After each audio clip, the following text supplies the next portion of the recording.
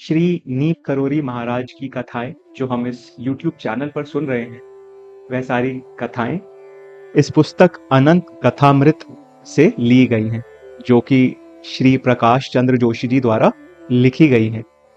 हम श्री प्रकाश चंद्र जोशी जी को मुकंदा के नाम से भी जानते हैं।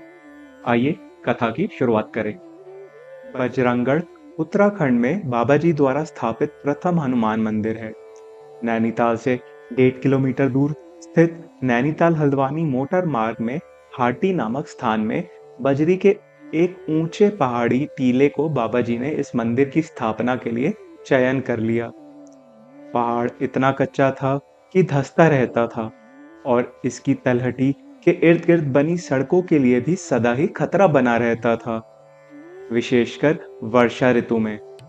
साथ ही पार्श्व में स्थित मनोरा नामक पर्वत श्रेणी में शीतला तथा अन्य रोगों से मृत शिशुओं को दफनाया जाता था।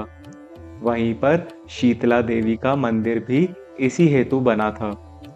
दिन ढलने के उपरांत कोई घाटी की तरफ अकेले जाता भी ना था, भय के कारण, और रात को गली हुई हड्डियों से निकला फास्फोरस अग्नि रूप में इधर उधर उड़कर स्थान की विभीषिका को और भी अधिक भयावह बना देता था।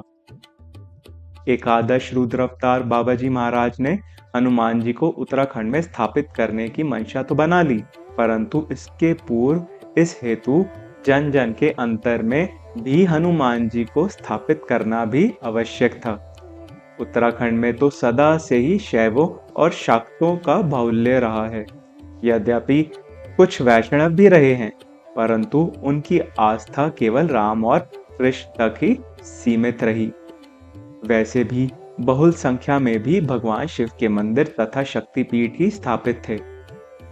हनुमान जी के मंदिर एक प्रकार से नहीं के बराबर थे और हनुमान जी को मात्र वानरी सेना का एक नायक एवं रामदूत के रूप में ही देखा जाता था।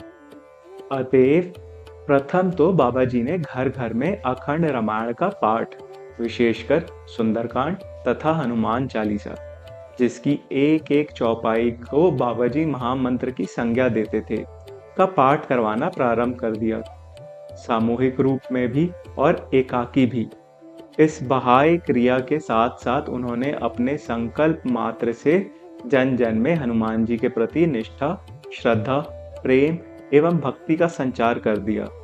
वस्तुतः जनता की बाबा जी के प्रति प्रेम निष्ठा स्वयं ही हनुमान जी के प्रति निष्ठा भक्ति का पर्याय बन गई।